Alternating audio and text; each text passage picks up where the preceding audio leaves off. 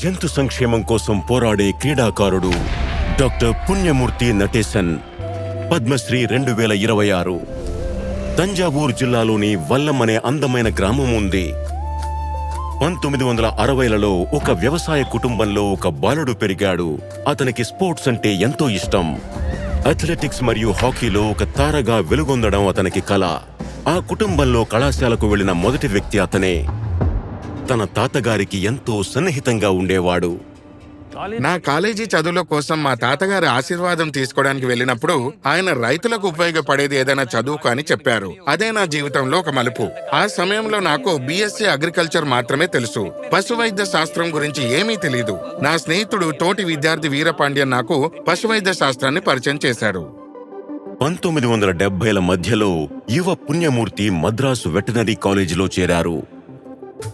అతను విద్యాపరంగానే కాకుండా వరుసగా 2 ఏళ్ల పాటు కళాశాల క్రీడల ఛాంపియన్గా కూడా నిలిచారు. కొన్నేళ్ల తరువాత ఆయన ఎరోడ్లోని కృషి విజ్ఞాన్ కేంద్రంలో సేవలందించారు. అక్కడ జరిగిన ఒక సంఘటన ఆయన ఆలోచన ధోరణిని మార్చింది. నేను ఈ రోడ్లో ఒక యువ దంపతులు నడుపుతున్న కోళ్ల ఫారానికి వెళ్ళాను. అక్కడ కోళ్లు ఆరోగ్యంగా సరిగ్గా తింటూ కనిపించాయి, కానీ గుడ్లు పెట్టలేదు.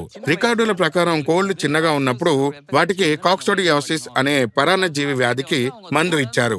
సల్ఫోనమైడ్ అనే ఈ మందును వాటికి 10 వారాల పాటు నిరంతరంగా ఇవ్వడం వల్ల అది వాటి ఫలదీకరణపై నేరుగా ప్రభావం చూపింది.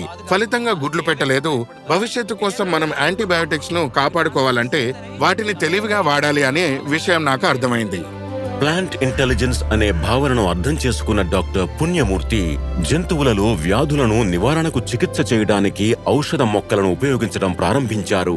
ఈ విధంగా ఆయన ప్రకృతిలోని పదార్థాలను ఉపయోగించి చేసే పశువైద్య సంరక్షణ ఆయన ఎథ్నో వెటర్నరీని రూపొందించి ధృవీకరించారు. పశువుల యజమానులకు మాస్టిటిస్ అనేది ఒక ముఖ్యమైన ఖర్చుతో కూడుకున్న వ్యాధి.